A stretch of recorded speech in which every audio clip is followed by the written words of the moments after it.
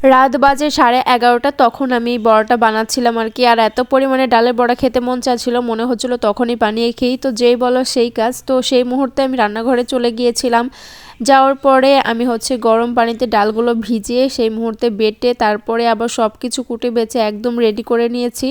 আসলে নিজের একটা সংসার আছে বলে মন মতো করে সব কিছু যখন মনে চায় তখনই রান্না করে খেতে পারি।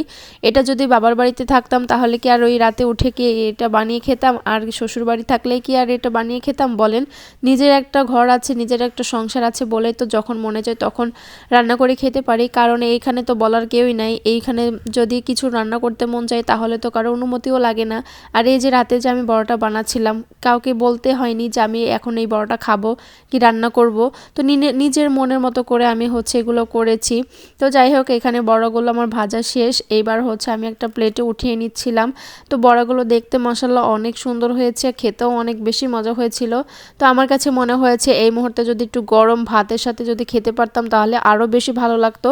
তো যেই বলা সেই কাজ, ভাতগুলো গরম করে নিয়েছিলাম। নেওয়ার পরে আমি বড়া দিয়ে খাচ্ছিলাম আর এত মজা লাগছিল রাত্রে খাবারগুলো। আর তখন প্রায় 12টা পার হয়ে গিয়েছিল, মানে এগুলো বানিয়ে খেতে খেতে আর কি। তো আজকের মতো এখানেই, আল্লাহ হাফিজ।